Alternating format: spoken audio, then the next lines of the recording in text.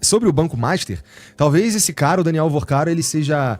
ele é o elo mais recente que a gente encontra, inclusive entre Alexandre de Moraes e Flávio Bolsonaro. Isso aí só um elo, porque tem uma porrada de coisa. Daniel Alvorcaro e o Banco Master tá envolvido num monte de coisa, né?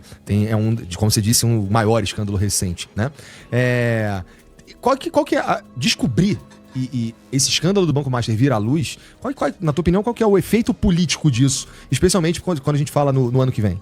Eu acho que, assim, como é um escândalo que nem sequer a imprensa está cobrindo como deveria, as pessoas não estão dando a dimensão real do que ele é. Ele é muito maior do que a Lava Jato no aspecto do envolvimento político. É o primeiro escândalo que envolve situação inteira, oposição inteira, centrão, Suprema Corte, até influencers fitness, a gente tem categorias específicas. Envolve um cara, o Daniel Alvorcaro, que ele vem sendo chamado de o Jeffrey Epstein brasileiro, porque ele fazia grandes festas muito licenciosas do ponto de vista sexual, e dizem por aí que ele tem imagens, fotos, vídeos de grandes figurões da política brasileira participando dessas festas. Ele é conhecido por essas festas, só pra deixar claro, festas que contavam também com grandes influenciadoras, e alguns influenciadores também, meio bonitonas e tal, mulheres famosas. Então o fato é, se o Daniel Alvorcaro abre a boca, boa parte da política brasileira cai. Então a coisa já é nesse nível, mas a coisa é muito profunda. É desse tamanho, né? É desse tamanho.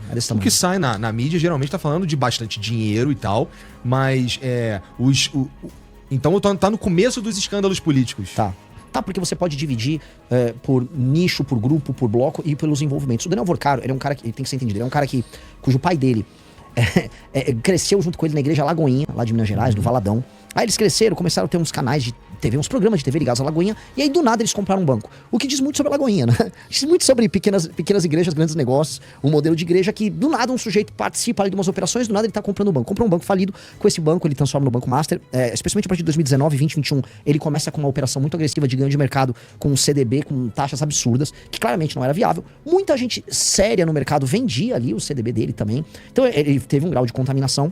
Ele botou o cunhado dele, que chama Fabiano Zettel, pra ser uma espécie de operador político dele. Ele começou a comprar título podre de empresas que estavam indo em recuperação judicial. Começa aí, essas empresas tinham envolvimento político, a Ambipar era uma delas. Começou a conhecer todos os políticos, que ele se tocou, ok, isso aqui vai dar muito ruim. Pode